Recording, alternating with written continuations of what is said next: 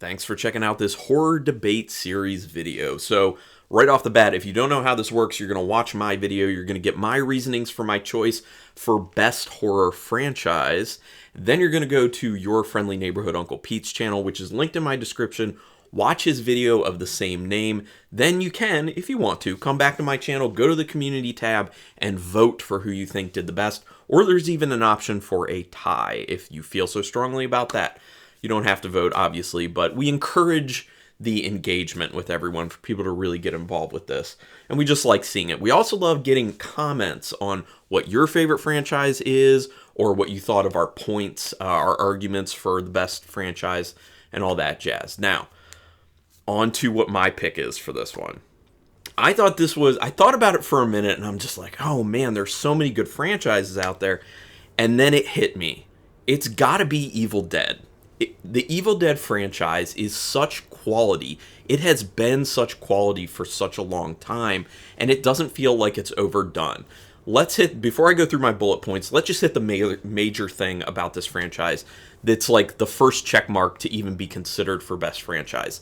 It's a very interesting, unique, compelling story that was done in an interesting, unique way by a bunch of people who were doing it on a very low budget to great effect. They even came up with the whole technique of doing the kind of, putting the camera on like a wooden plank and running through the woods to get that point of view of the evil wind at that point, basically. And that's been emulated before. This film, the original film and every film since, has had a lot of people kind of emulate what was started with it. So that's the kind of first check mark for it.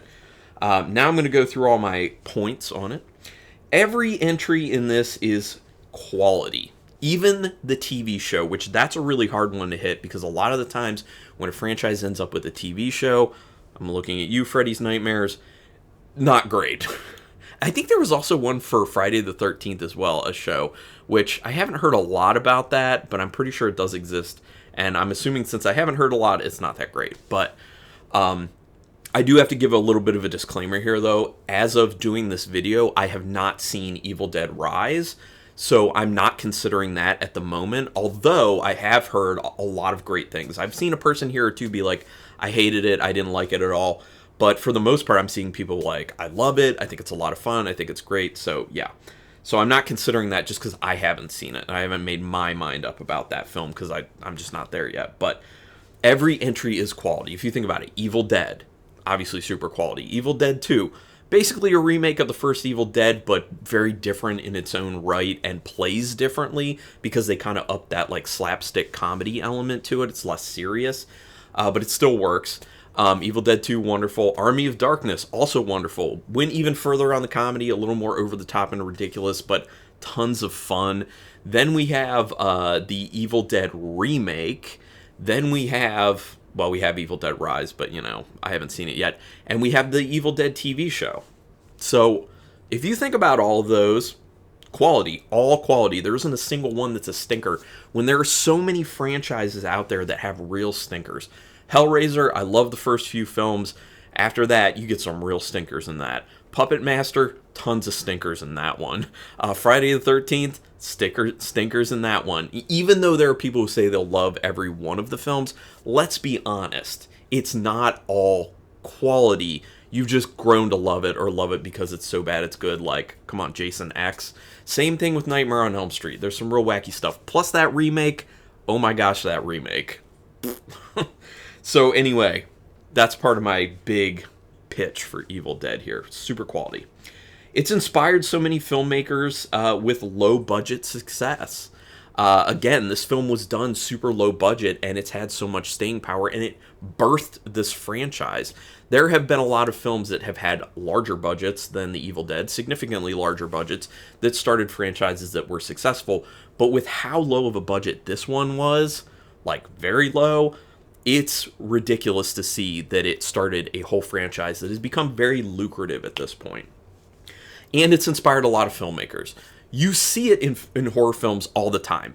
Nods to Evil Dead, literally stealing directly from the film. I mean, just recently I watched the Troma release from the 80s. It was released in the early 90s, but filmed in the 80s. Frostbiter. obviously like a pretty big ripoff of Evil Dead. They even have an Evil Dead 2 poster in the cabin during the film.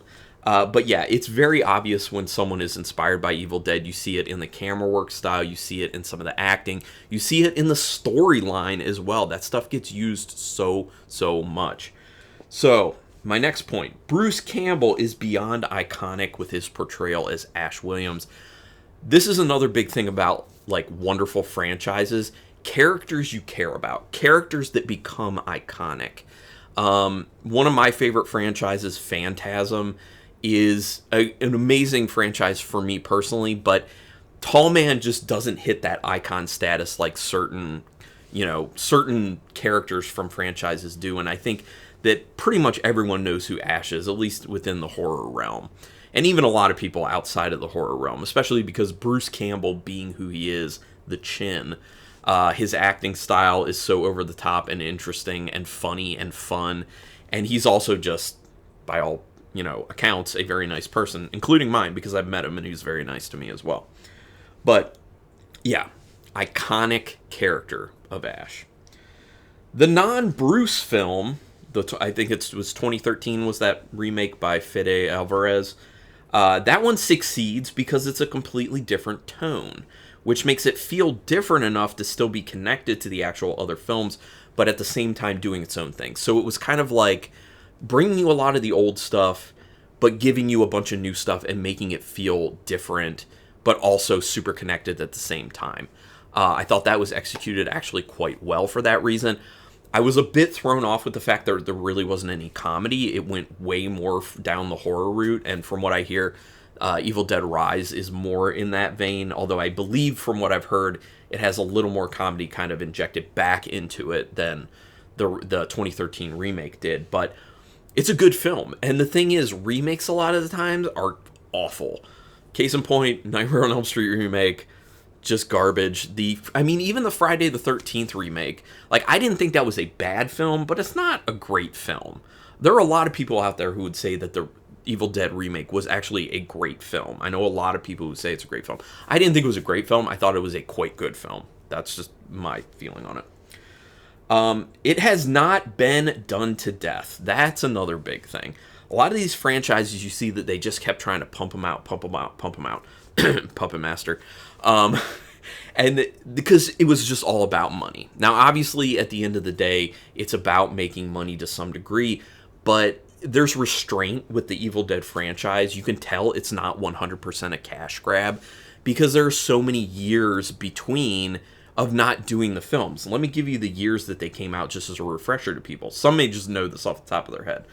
1981 was Evil Dead. 87, 6 years later, was Evil Dead 2. 92 was Army of Darkness, so 5 years later. Evil Dead Remake was 2013, so that's a lot. I'm not going to do the math right now, although I could. And then 2015, just 2 years later, but 2015 was the Ash vs. Evil Dead show, which I love that show. It's in this pack right here. And then 2023 again, we have for Evil Dead Rise, which, that's 8 years between there.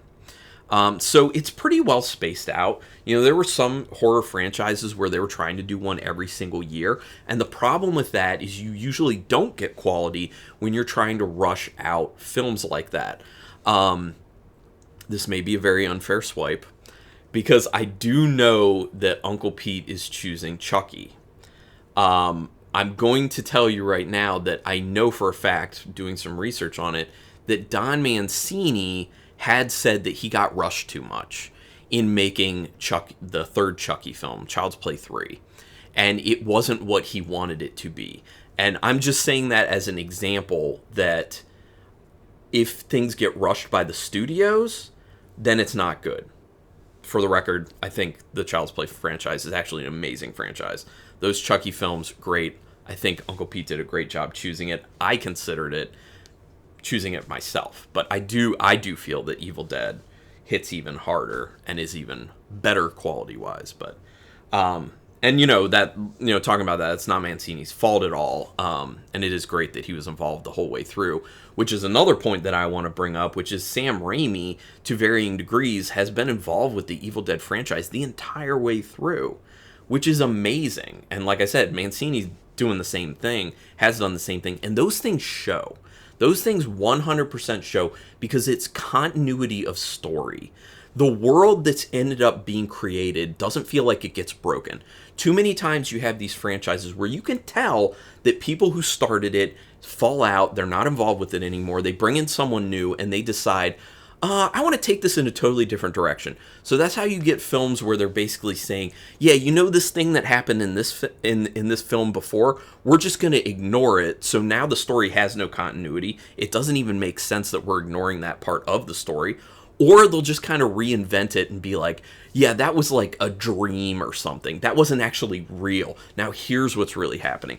That's been done in franchises way too often. And usually that comes from a new person coming in and just saying, well, this isn't what I would have done with the franchise. But they didn't start it. They didn't have the original vision. So keeping that initial person and having them involved to varying degrees, because, they're not going to write and direct everything. Although Mancini actually probably was even heavier involved in the Chucky franchise than Sam Raimi was in Evil Dead. I will give that.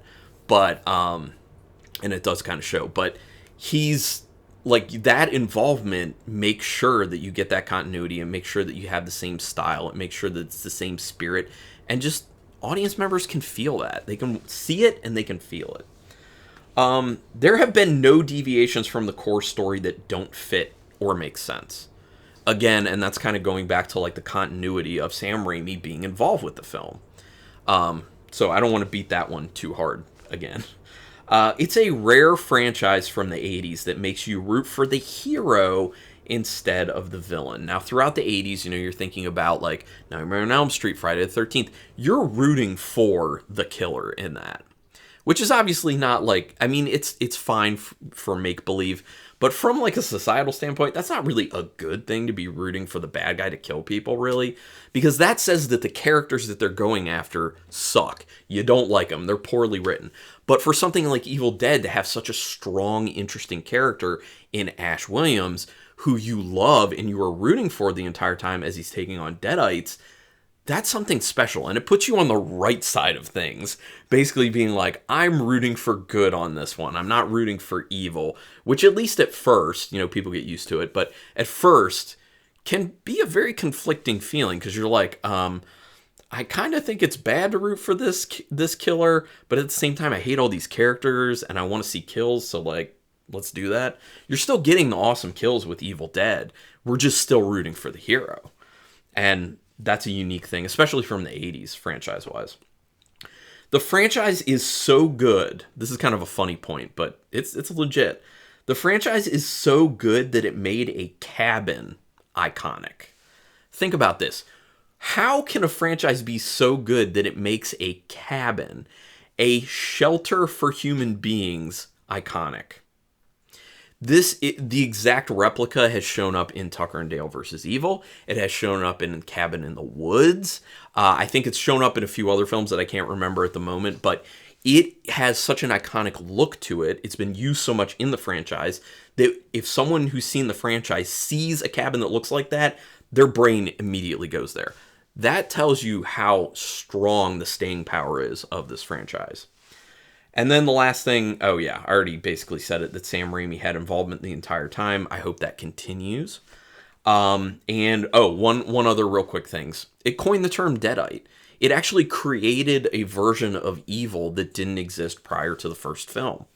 It's kind of like a zombie, but it's kind of more a demon, but it's kind of like this meshing of these things. And then there's like the whole like evil wind element to it that can then possess people. So it's a real mishmash of like subgenres of horror, and it works so well. It's so unique. So all these reasons are why I'm choosing Evil Dead as the best horror franchise. So would love to hear your points on this. Would love to hear your picks for best franchise, because I know people have differing opinions.